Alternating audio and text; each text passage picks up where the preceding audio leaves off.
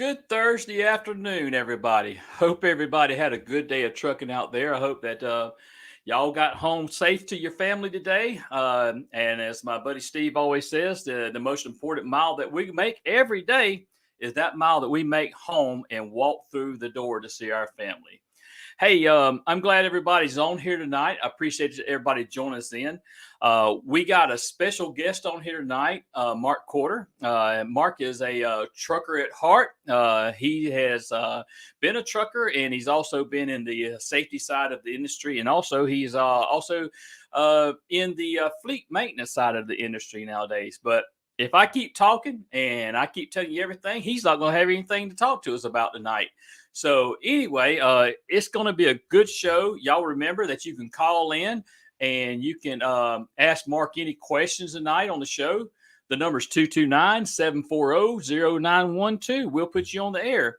But we just come on here every Thursday night just to have a conversation. We want to know the story of the truckers that we've had on here before. And Mark, he's got a story to tell us about how he got into trucking. So without further ado, I'm going to bring my co-host in here and let my co-host introduce himself to you tonight. And then we'll bring Mark into the studio here shortly. So anyway, so glad to have everybody tonight. And here comes Steve. Good evening, Tim. Good evening, ladies and gentlemen, truckers, truckettes, everybody. Hope everybody has a safe day.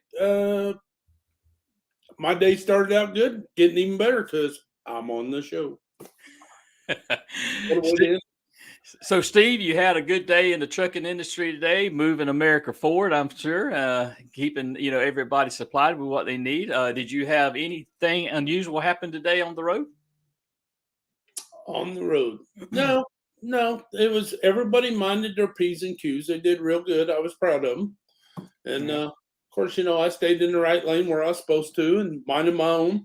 But, no, we had a good day. It was an exceptionally good day. I run up to the Northeast, up into Pennsylvania. And other than a little bit of construction, and it's rough.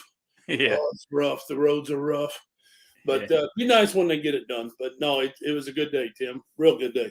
Oh, yeah. Yeah. Well, I did some big boy trucking last week. And, I went from Oklahoma City over to Washington doing something there and got stuck in a 5-hour backup on top of a mountain in Idaho. So, I'm not going to complain too much about a little bit of a 45-minute backup no more because it was 5 hours. 5 hours. Well, hey, at least it was summertime. The last time I was in a backup in the mountains like that, it was snow. No. Yes. At least it was summertime. And I will tell you one thing. You can't get mad. All right. There's nothing you can do about it. You can't go nowhere. So everybody gets out of the car and you meet new people while you're standing around on the highway out there. Isn't that awesome? Awesome. Isn't that awesome? You just get to chit-chatting with people and in the line of work that we do, if you've got youngins there, you can put them up in the truck. They look around. You can talk about safety, talk about trucking, talk about sharing the road. Man, it's great. It's great. Yep. But then you keep looking at your watch going, I really need to go. Yeah, because that clock does not stop. No, sir, it does not. Your drive time may stop, but that other's clock, that 14-hour clock does not stop. Yes, sir. Yes, all right. So we've done enough chit-chatting here between ourselves, and we can do that later on the phone. But anyway, let's bring our guest in here, Mark Corder. Let me say this first. I met Mark back in 1995, and he was my direct safety man back then. And it's always been a pleasure. I learned so much from Mark over the years, not only just by what he's taught me, but by watching him. You can watch somebody and you can learn things, So anyway, how did you meet Mark there, Steve? I think I got invited to a focus group, and that's where I met Mark and several of them down in the main office. And then I got to see Mark in 2014 when I went to Nationals over at our 4Cs, and just the conversations and asking questions, safety related, road related, stories, facts. I mean, Mark is one of them. I don't think we're going to get it all in an hour show. No. We're just not going to get it all in. No, But no. the professionals such as Mark, this is where we learn. All right. And this is where the young and upcoming drivers need to pay attention to the veteran drivers. Correct. Correct. Exactly. Exactly. All right. So bring on Mark on in here. We've had him in the back room long enough, and we didn't even leave any snacks there in the back room for him. Oh, oh, that's not good. A Yeah. truck driver with no snacks? Yeah. I That is know. not good. All right. Let's bring Mark on in here. Mark, how Yeah. you doing tonight? I'm great. I'm great. Good to see you, man. Good to see you. And you heard us giving you all the accolades there and everything. And we wasn't just, trying to build you up. We were speaking truth there, Mark. Well, I really appreciate it. Yeah, you probably built me up more than I deserve. No, no. So, Mark, tell us a little bit about yourself. Tell us, well, just in general, tell us, who you are, where you're from, and and then we'll get right on into the story of how you got into trucking in just a few minutes. Well, I was born and raised in southeast Kansas, and we farmed, and so I don't ever really remember learning how to drive because we just always did. Uh, then we sold the farm in 1972. We moved to west of Wichita, and I worked for a big farmer there. And I drove a lot of trucks for him through high school, and we hauled a lot of hay and grain and things for the dairy. And all I ever wanted to do was truck. I just I really didn't want to be in school, and I'd rather be on the road. So I finally I ended up cowboying out in western Colorado when I got out of high school, and that's the first. They had a truck out there. We had to go down to the sugar beet plant. They had a sugar plant there on the western slope, and I worked for a feed yard, and they had this old international truck with 549 gas engine in it, and nobody could drive it. It had a two stick 5 and a 4 in it, and they told me, said, well, if you can drive it, figure that thing out, why you run down and haul beet tailings back up to the feed yard. So that's where I started, and that 549, you had to really had to finesse with your big toe to float those gears in that thing, because it was pretty goosey. But I learned a lot there, and then ended up back in western Kansas cowboying out there, and that's a place where I was at. There wasn't a tree 20 miles north of that place, and coldest place on earth, I think, in the wintertime. And it seemed like that those trucks were real warm coming into the feed mill there. They were always warm inside and cool in the summer. So finally, I got a guy to give me a chance, and there in town in Cimarron, Kansas, and started driving a 903, naturally aspirated 903. And this thing, it wasn't a second hand. I think he bought them all third hand. It had an air starter, and you better be parking pretty close to somebody who had electric start, because it wasn't going to hold air for more than about an hour. You started. Yeah, yeah. And I thought that when I started in the industry back in around 1992, 1993 driving, I drove for a freight company, and it's out of business now. The name of the freight company was Transys. And anyway, long story short, I thought that the old Brigadier truck that they put me in, I thought that was pretty tough, because I could drive down the highway and see the passenger side through the passenger floorboard. I could actually see the highway down through that thing, But we've come a long ways. But sound like you've driven something a little bit tougher than what I've ever driven. Well, I learned a lot driving junk, and Yeah. that thing you had to. I hauled a lot of hay and grain out of western Nebraska down into the panhandle of Texas, and I don't think there was a brake on that thing to stay in adjustment and any axle, I had set them up before I left every time.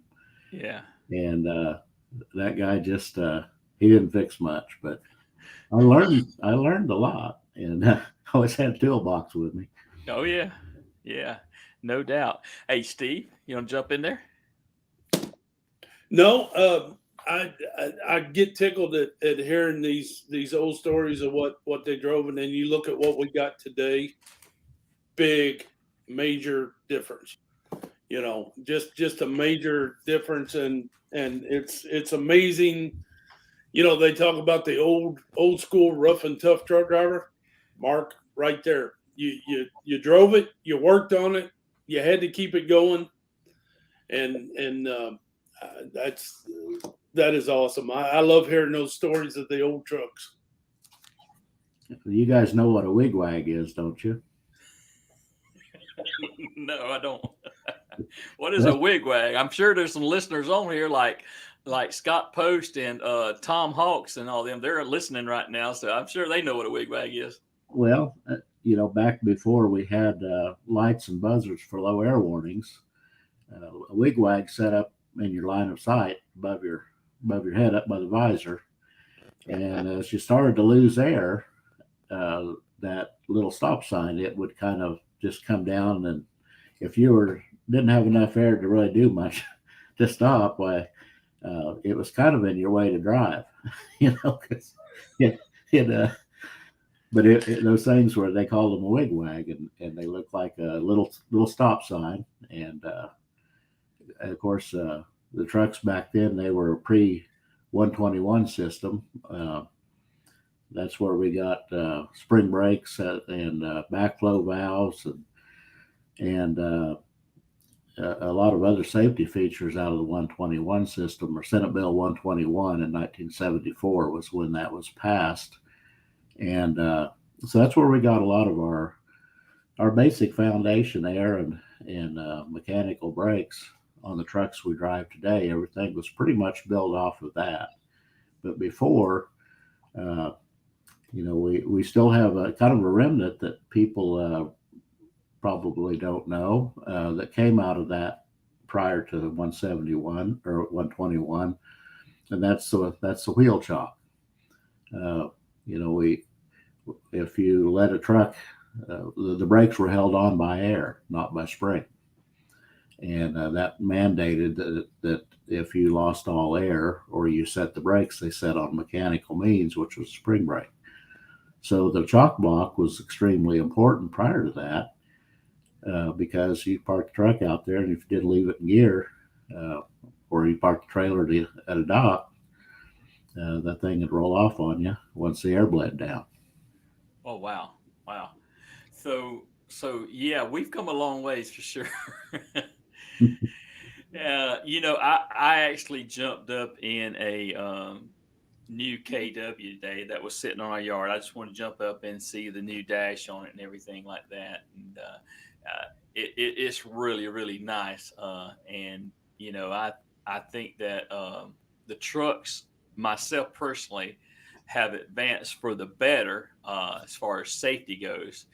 But there's just something about the nostalgia of those old trucks, and I love them. I love them. I actually, and I'll show you guys a video here in just a few minutes. I got the chance to see a 1937 Mack log truck last week when I was in when I was on the other side of the country. So I took some video of it, but we'll show that here in a few minutes. But have you ever driven one of those trucks, Mark, to where you have to reach your arm through the steering wheel and change gears with both hands?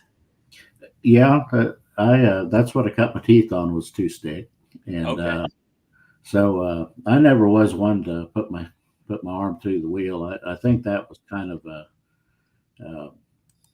well, if a guy knew what he was doing, you couldn't shift both of them at the same time, because if you got both transmissions out of sync, you'd have to try to get one of them to slow down and match the engine, then bring the RPM up and get the brownie to go along with it. So I never was a two-handed shifter. I'd bend the sticks. I'd heat them up and bend them when I started driving the truck, and where I could just about do it all with one hand. You got to shift your main, then bring the brownie back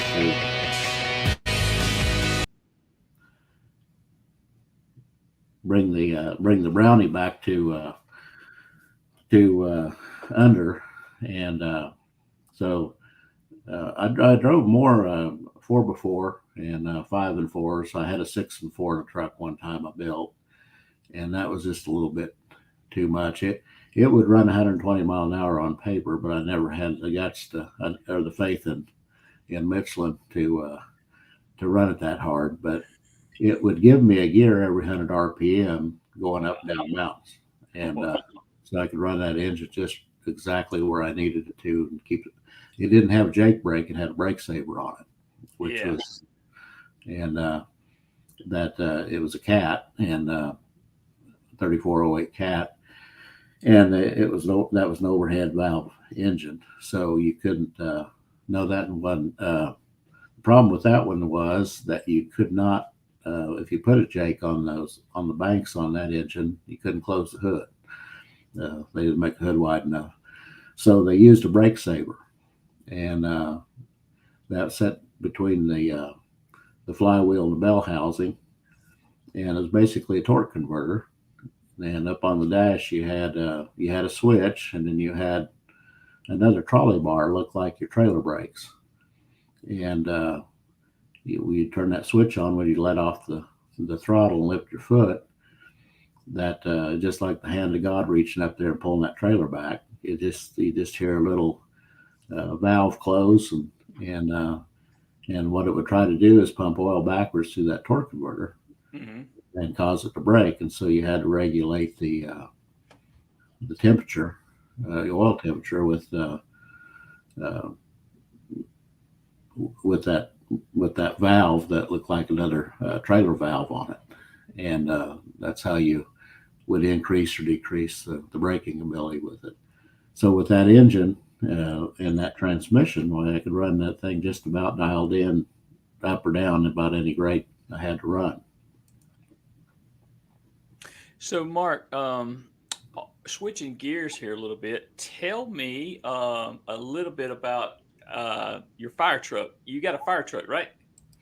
Well, my nephew had. My brother's got a 1927 Buddha LaFrance with a 4-cylinder Buddha in it, and my nephew's got a I think it's a 57 LaFrance, and it looks like a real fire truck. It was Boulder, Colorado's #2 fire truck, and he bought that thing out of a barn out in eastern Colorado, and it's got a V12. What is that thing? It's not a Hall Scott. I'll think of it here in a minute. But it's it doesn't have much torque. You got to keep that thing wound up, and it's only got a 4-speed in it. But it sure is fun to drive. Say it's fun to drive, huh? Yeah. Oh goodness, Steve. Let me back out here, Steve. You got something on your mind there, brother? I was just gonna say, with what Mark was just describing about his last truck he was talking about, that's there was no getting up to road speed, setting the cruise control, turning on the radio, and just holding the steering wheel. You actually had to work that truck. Every second you was doing something. So in between your 5 to 8 seconds checking your mirror, you're checking gauges, you're doing this, you're doing that, and I mean, you said, I sat here and I listened to that, and I just think of what I did today. Basically, get it up to road speed, set my cruise control, and I'm just watching the road and watching my equipment, and it's really no difficult task. But what you had was a workhorse. Yeah. Well, I think we're at a point in our industry right now where pride is a powerful thing, and if you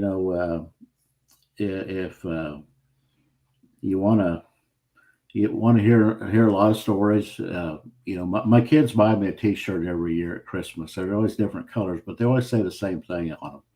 They always say the older I am, the better I was, and So we all like the good old days and everything, but the technology that we have today.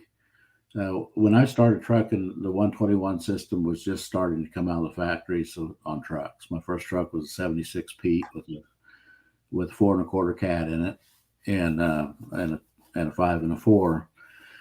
And when you look at a truck today, they obviously look different, but they're all different.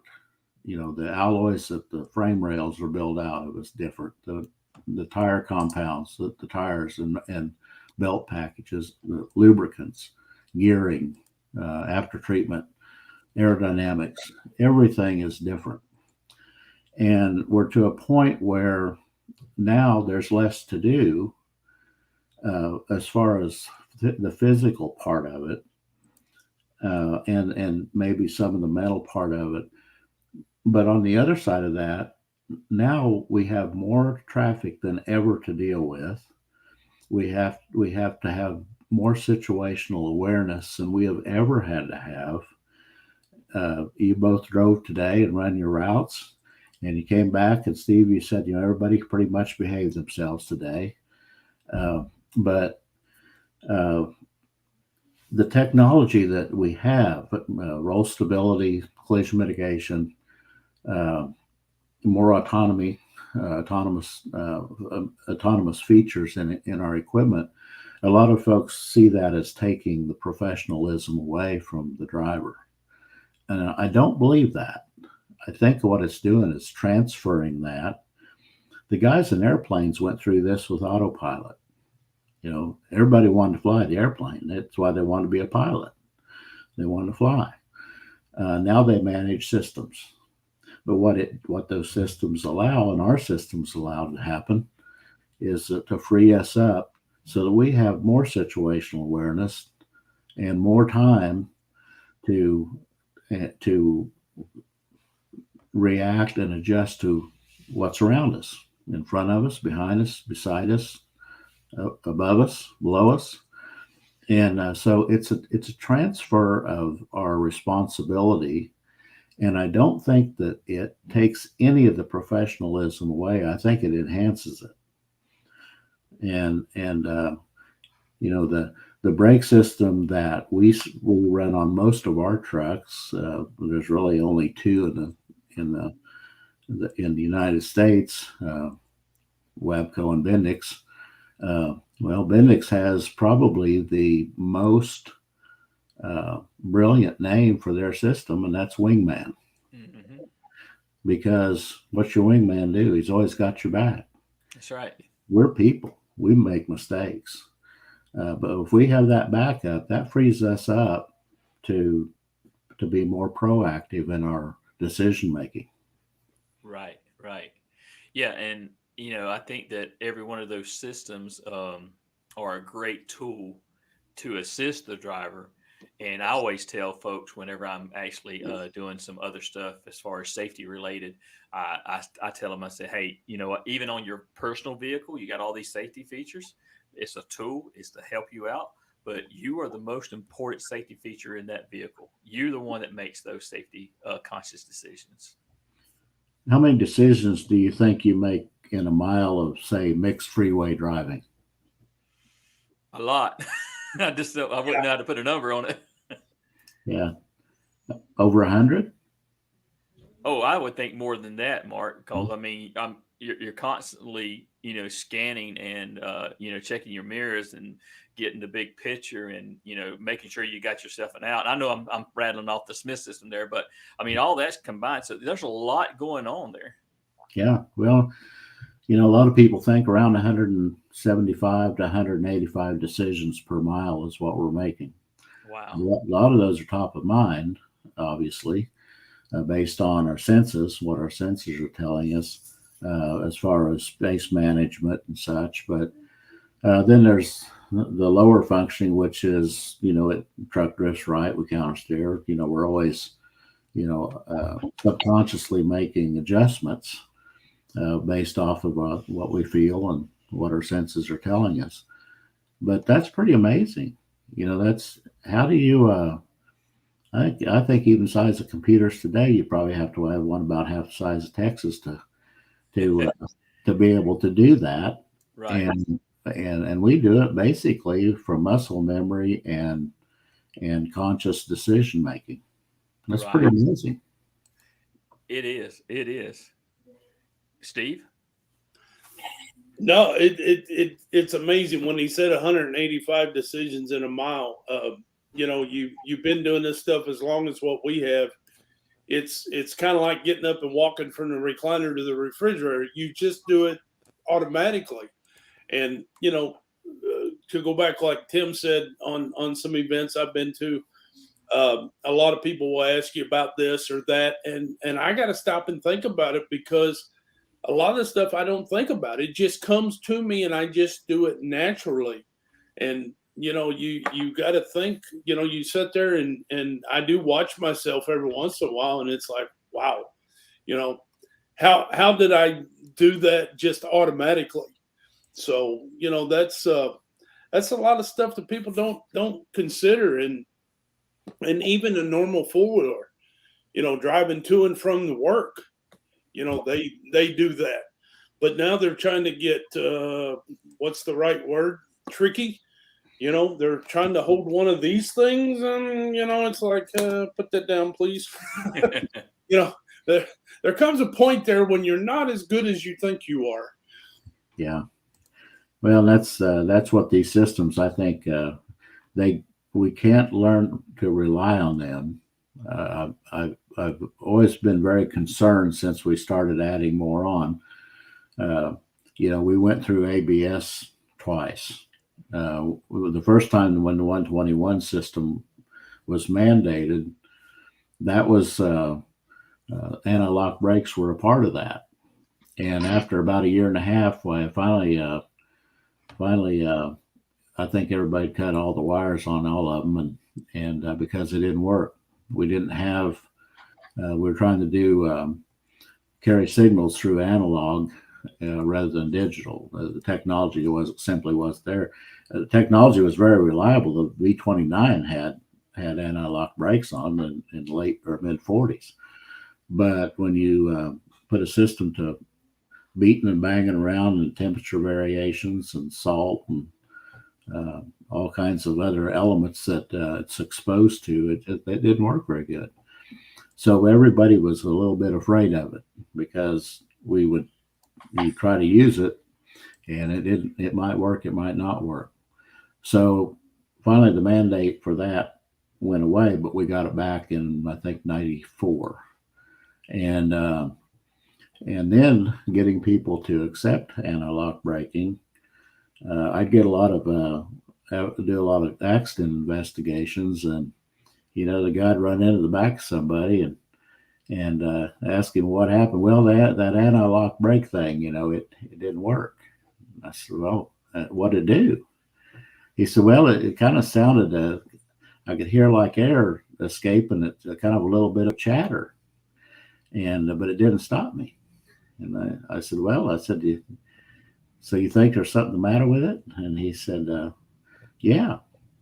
I said, you stand on the brakes as hard as you could? Yeah. And I said, guess what? Truck and trailer all stayed in line, didn't it? The problem was you didn't have enough room when you started. You're too close to him before you ever started. But there was this idea that it would make me stop faster. Well, it might have. We can't stab brake as fast as it can cycle, but Right. The beauty is we can stand on that, clear to the floor, and do everything we were taught not to do before anti-lock braking, and that truck and trailer will stay under control. Right. And but now we've kind of gone through where we're relying on this, and you'll see people in the way they drive, and you see trucks nose to tail.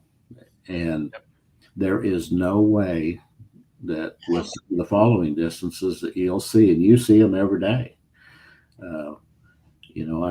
I'd get a lot of calls for years with drivers, and we'd have complaints, and we had actually, you guys probably remember, Tim, you probably do, but there was a guy up running around Knoxville and Chattanooga and Nashville with filming drivers. And All right. Hey, I remember that period. yeah, and that guy would call me and he'd say, well, I've got a video of one of your trucks, and he wasn't driving very well, and I will vet that, sell it to you for I don't know how much, wasn't very much, and are you interested? And I said, no, I'm not interested in buying it. And he said, so you don't care about safety? And I said, I didn't say that. And I said, but if you're going to put that out on the public domain, I'll use it any way I want. Yeah. And so I think we had 23 drivers in that deal. Yeah. And I'd get them on the phone and we'd watch the movie. And a lot of times they'd be following another truck down, through town, and they weren't a half second off the bumper of that truck ahead of them. And I'd ask them and say, how good do you know that guy driving that truck ahead of you? Well, I don't know who he is. I said, then why are you letting him drive the truck for you? Yeah, that's true. Yeah. That's true. Because every decision he makes, he's making for you if you're following that close. Yeah. And when you see it, you'll see that you see it every day where somebody's following the vehicle ahead of them and they're like two fish in a pond. Uh-huh. The one will drift to the left and he'll follow it. Back to the right, he'll follow it because he's locked onto the tail of it. He's not or she's not driving their vehicle. Right. There's no way they can because they have no eye lead time. Right. And so a lot of these systems now we see where people are starting to rely. They say, well, I think that it'll bail me out. Well, it might. Hopefully it will. But, hopefully, and we've all done it. We've all followed too close at some point in time. But most of us have learned not to because we've seen what happens. Right. And, but, we're still, our mind, we're still in control of that truck with all these systems. They're great. They're pretty reliable these days. Right. We're still the captain of the ship. Exactly. We're the ones that are making that executive decision, and it is a decision that we have to make, whether we are following too close, whether we are making proper lane changes, or whether we are going too fast in a curve or what. It's really up to the driver, him or herself. Moving on, I want to tackle a couple comments that we have in the comment boxes over here. And we'll start with this one right here, Mark.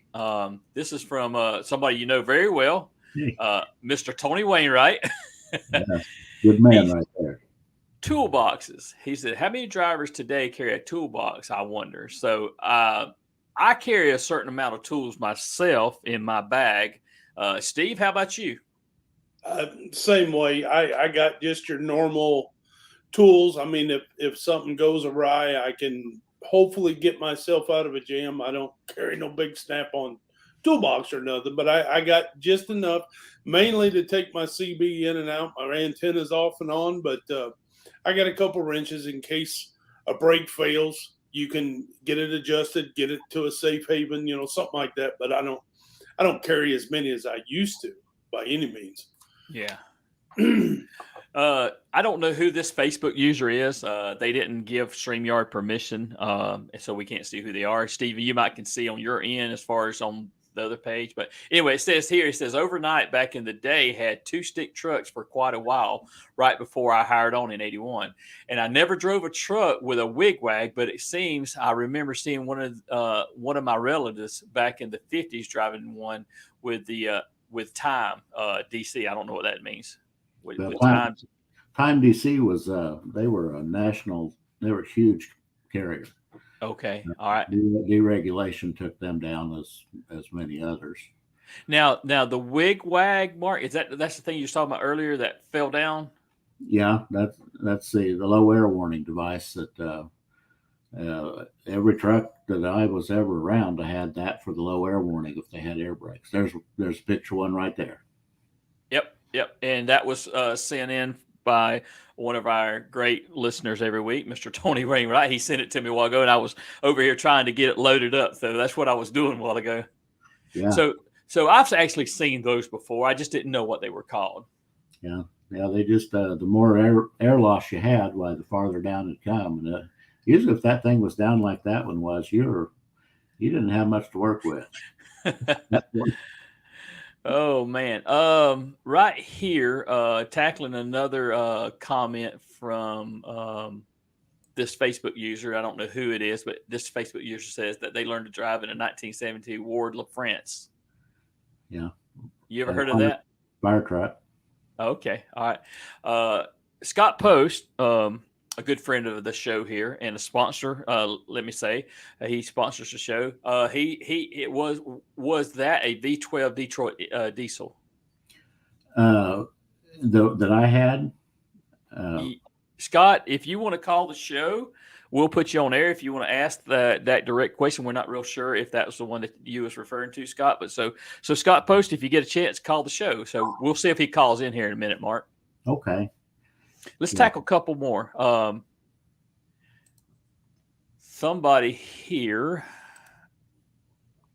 this Facebook user here, I'm trying to get it to load up, right? Apologize. That's the best explanation of our equipment is designed today. Hey, got Scott Post calling in here, so let me put Scott Post on the air, and we'll go from there. Mark. Okay. Yeah, you may have to listen a little close here, but we're going to put him on air. Good evening, Scott. Welcome to Trucker Voices podcast. How are you tonight? Oh, very well. Yourself? Doing well. Mark, can you hear him good? I can. All right. Scott, go ahead with your question because we was a little unclear. Oh, I thought Mark had said something that there was a V12 and he couldn't remember what it was. I was wondering if that was a Detroit diesel you were talking about, the V12. No. Actually, this was a Lycoming. I finally came to me. And the Lycoming, they build a lot of aircraft engines as well. And I don't think the stroke on this thing had been more than about 3 inches or so. It didn't have any torque at all, but it sure sounded good. But yeah, I wish it would have had a V12 Detroit in it. It sounded better. Yeah. I think Montfort did that quite a bit out in Colorado, didn't they, when they were the Montfort company, when they wanted to have their trucks all at Beef Fest, did they make the V12s out of two V6 Detroit blocks? Yeah, that's all the V12 Detroit was is two. They had there were two V6s together. You could do a V16, you could do a V24. They just would bolt the cams and the fuel rack together and the cranks, and they could run them left hand or right hand. That was an amazing engine, that 2-cycle Detroit. So Scott, let me jump in here real quick. Like Scott, what was the truck that you learned to drive on that you was telling me about? Well, I learned on a Peterbilt conventional, and then the guy had a GMC Astro that we fixed up that was actually mine to drive eventually. But I was thinking about that Peterbilt. He's talking about how you had the old trailers, and if you didn't chock the wheels, they'd roll forward. Well, they had one that rolled forward off its blocks on the weekend, and so it was too low. So I remember having to. The Peterbilt had air suspension, but we didn't have any of those air dump switches at the time, so you had to get out your toolbox, loosen up the height adjuster, and take the air out of your airbag so you get the truck low enough to get under this trailer that fell off its blocks because the brakes let go over the weekend, and get it hitched up. Yeah, that was the original one. Remember having to do that before we had the dump switches to get at the lower trailers? I do. Yeah, I've had to take that rod loose a time or two. And so Scott, you got any more questions for us tonight? no, I think that's I like your explanation of what the all these modern safety features, that it gives us more time to think about it and actually be more professional. I think I think that's a lot of it. I try to tell some of the other drivers that what we're doing is everything is quality control. Our pre-trip inspection. That's take pride in what you do. It's not just some words in a book that you have to do. It's for your own safety and the safety of others, and it's quality control. You've got to make sure that the mechanics have, if they fix something, it's fixed, or if there's something that needs fixing, get it fixed before you leave, and take pride that you're quality control. Yep, and I definitely agree with you, Scott. And I know that you are a quality driver, and I know that you do what's right every day. So, Scott, we appreciate you calling in, and man, be safe out there. Mark, I don't know if you know it. Scott is a. I don't think Scott minds me telling this. He's told us this before on the air, but he is actually a ground driver. Oh, yeah. And I don't know if you know him or not by chance, but anyway, great friend of mine. Well, I'm sure glad you called in. Yep. Thank you for calling in, Scott. Thank you for sponsoring the show. And You're welcome. Man, we'll talk to you later on, Scott. Sounds good, Tim. See you later. Thanks. Bye-bye. Bye-bye. All right. Steve, what you got, brother? I'm just, I'm listening, taking it all in. A lot of this stuff Mark's talking about is before my time.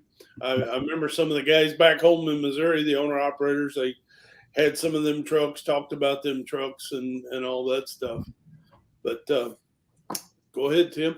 Well, Mark, can you believe it or not? We actually have been at this for 45 minutes already. But there was one thing that I wanted the listening audience to know about, and that you've did a little bull hauling before, right? I've hauled some critters. So there's a story out there that I've heard, and I think that Steve's heard before, but it's got something to do with you and Mr. Scott Dewey and how y'all originally met. Do you mind telling the audience that story? Because it's very intriguing. Sure. I ended up in this little town, Cimarron, Kansas, and working for a ranch out there. We farmed about, probably 85,000 acres of tillable, and about that much in pasture and a feed yard. And I ended up out there just with everything I owned. That was worth anything I could fit in the front of my pickup, and we didn't have stretch cabs then. And so I went to work for this ranch. Well, my folks ultimately followed me out there. And anybody that's ever been up Highway 50 or Highway 400 through Dodge City and Cimarron, Garden City, going on out to Colorado, they'll go right past that ranch. It's called the Warner Ranch. And everybody that lives around there knows it. And so my folks ended up, the man that owned that, he asked them to live in that house, and it worked great for me because I'm talking to the girls around there, dating. Why, they'd say, where are you from? I said, well, you know where the Warner Ranch is, and they'd say, yeah. I said, well, that's where my folks live, and gosh, I get a date every time. They didn't know I didn't live there, but anyway, my folks lived there, and so. My dad had built a feed yard for this guy, and so anytime a driver would come through there and drop off cattle, then they talk to him. They always tell him about me driving, and so one day my mother called one Sunday and she said, we had met the nicest man out here. I was still hauling swinging meat all over the country at that time, so I didn't, I never even heard of Harrison, Arkansas, and or anybody that lived there. So she told me, said, yeah, this guy, he had two little boys with him, and they'd unloaded some cattle over at the feed yard, and one of the boys got some manure on him, and so this guy, he put them in the back of that trailer, and he hauled them about a mile over to where the folks lived. They said, he came down and said, ma'am, could I use your garden hose? I need to wrench my little one off. He's kind of got messy. And Mom told him, said, well, I'm getting ready to wash a load of Clayton's clothes. here, put a T-shirt on that kid and sit down and have breakfast with us, and go put him in the bathtub, and get him cleaned up, and we'll wash his clothes and have breakfast with us. So they did, and they said he was the nicest man, and so years later, I'd gone to work for American Freightways at that time, and we had an annual meeting in Atlanta. So I was riding the train down from the airport, and there was a guy sitting beside me, and I'd heard of this guy named Scott Dewey. And he said, so I looked at his badge and I said, "So you're Scott Dewey?" And he said, "Well, that's what they call me." And that sounds like what he would say. You can hear him say it. And I asked him, I said, "Are you related to any Deweys in Southwest Kansas?" And he said, "Well, not that I know of, but I go out there every once in a while." And I said, "You do?" He said, "Yeah." He said, "I haul cattle every once in a while from over here at Green Forest for a guy." And so I go out there and I said, "Where at?" He said, "Well, a little town called Cimarron." And I said, "Really?" I said, "Where at?" He said, "Well, the Warden Ranch." Well, that was him. Probably 5 or 7 years before we ever met, we met. And every time I go to his office, there's a picture. If you ever go into his office, there's a picture on the wall there, and it shows Dusty and Dalton. And that Dalton standing on the fender of that Peterbilt. And my dad took that picture. And, wow. It's a small world. That's an awesome story. Yeah, it's a small world. When I first heard that story, I want to think Scott told it to me in Indianapolis one time. I was up there and helping out with some stuff there. But anyway, that is an awesome story there for sure. For sure. Speaking of his boys there, I've got a story, Mark, and you said back when American Freightways, and of course I worked for American Freightways too back in the day. I remember a story when you brought your young son up to Valdosta, and I saw you out there standing beside some of the old Smurf trucks, and you had your son standing right beside it, and you was adjusting the mirrors, and I'm like, what in the world is he doing? So can you explain to the audience why you had your son there using him as a measuring stick?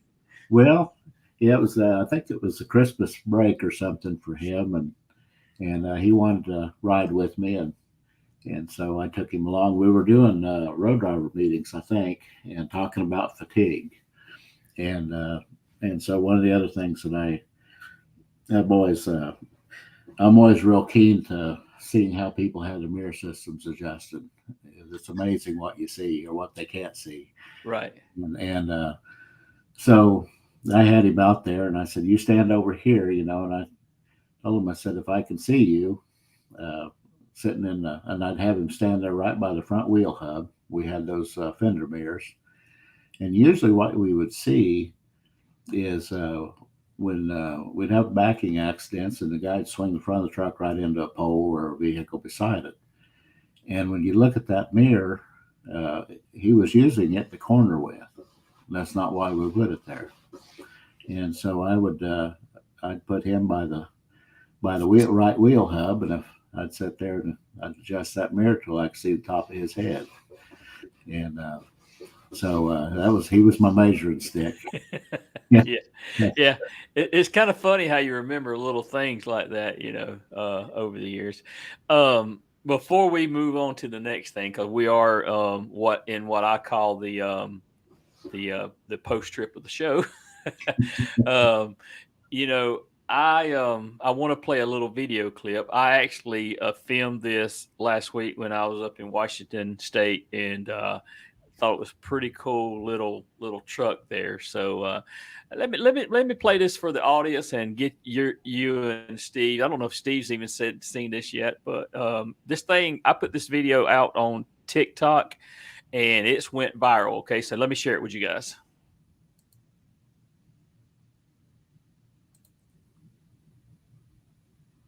If it'd come up.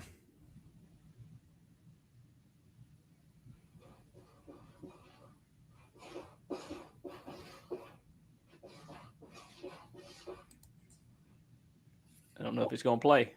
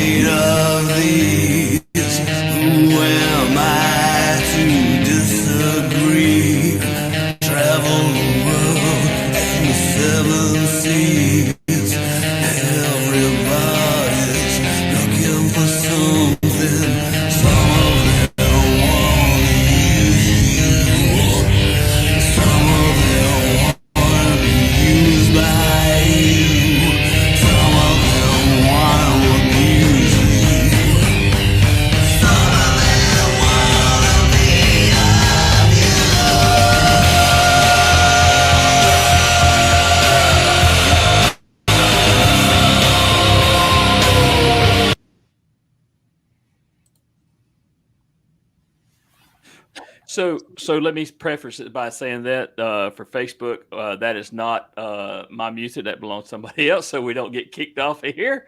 I forgot that I had to put that music behind it, but anyway, that is a pretty cool looking truck there. Can you imagine driving something like that today? Yeah, they had a good heater in them. I think not much for air. Not much for air there. Mark, and the only reason I put that on there because I knew that you have a passion for older vehicles and stuff like that, and I will I'm gonna throw a couple pictures up here. That's you and your motorcycle. I just kind of put that in there for the opening tonight. But tell us about this Kenworth here. Well, that belonged to a gentleman. I can't remember his first name, but Kraus. You can see the name on the side of it. And Kraus Cartage Company, CCC, and he had bought that. I don't remember who he bought it from, but that's a 1957. It's the precursor to the A model. Some people would call it the A model, but it's not an original. But most of what you see is that it had I think somebody put a 290 or 350 Cummins or 855 Cummins in there and 13 speed, and they changed the brake system over obviously to spring brake. But actually, I had that truck hauled in. I was chairman of the National Truck Driving Championships in 2010. And so I had that truck brought in from Iowa, and one of my friends hauled it in there, and we had it on display in the Truck Driving Championships. And it's a 1957, and so am I, and it looks a whole lot better than I do.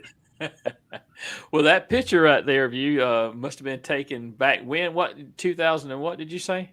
Well, that was taken. I went to the Iowa Truck Driving Championships, and probably about 05, 06, maybe, might have been 04, and that's where I first saw that truck. And so I asked him if I could have that brought into the NTDC and put it on display. Yeah. And well, you definitely had a little bit more hair back then, and less in the middle. I think, like us all, right? Yeah. All right, let me ask you about well, there's your motorcycle. You like riding motorcycles? Mm-hmm. Yeah, my Road King. Yeah, and tell us about this truck here. That's a 62. That belongs to the owner who used to own Kenworth of Central Florida. They restored that thing from stem to stern. I don't know how much money they got in it, but it's done exactly correct, and there's nothing more modern than was on it when it was spec'd. Was that in Columbus? That was in Orlando. I asked if I could come get that and drive it down there. Yeah. And that was in Orlando, and it has a 5 and a 4 in it. Okay. And so I was in hog heaven. I bet you got some heads to turn with that thing. Yeah, it's really an amazing truck. They let me have it for the week, and I put it on display there. Well, that is definitely a nice truck, and I know your passion for trucking, and and that's the reason I wanted to bring some of these pictures in here at the end of the show, because I knew I was going to do that video of that 1937 Mack there. But we are coming down to the part of the show where we're going to have to say our goodbyes. But before we do that, I'm going to have Mr. Steve there, let you ask the last question there, Steve, if you got anything. If he can tell it real quick, what made you get off the road and get into safety? I always said if I ever met anybody I thought enough of to marry, I'd sell the trucks and get off the road. And I did that in 1985, and she's been putting up with me ever since. But I tell you, that first year, It was tough. I'd see them trucks leaving town. I knew where they were going, and I wasn't in one of them. But I did. I sold insurance for a couple of years. I built an agency up, and I sold a lot of farm and ranch and stuff.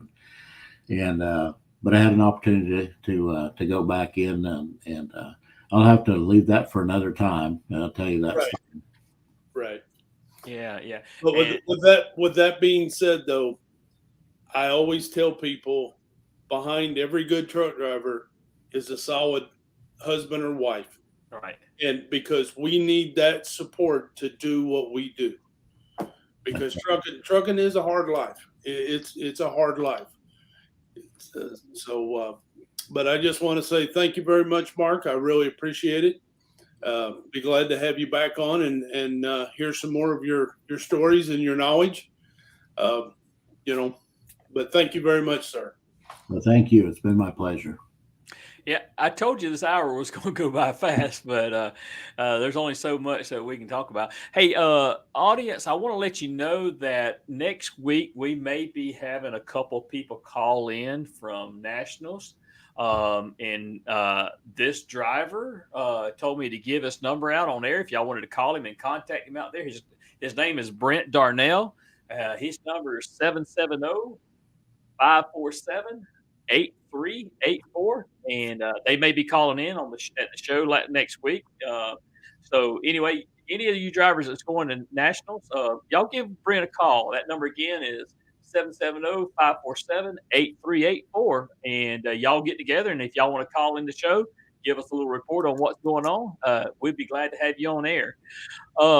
Mark, thank you again. You are a great inspiration. A great leader, and you're very knowledgeable of the trucking industry. I know you mean a lot to Steve and myself. I've watched you. You've helped me. You've mentored me, and I'm sure there's going to be many more miles that we can be mentored down. Well, it's a pleasure working with people who are true professionals, and I'm looking at two of them right here. Well, I definitely appreciate that. So with that said, everybody, thank you for listening in tonight. We're going to go to our closing here, but y'all stay safe. Y'all be careful, and y'all look out for those who aren't looking out for themselves. Go ahead, Steve, with your closing. And remember, the most important trip is that trip home. All right. Well, panel, y'all just hold tight for a minute. We'll close this thing out. I believe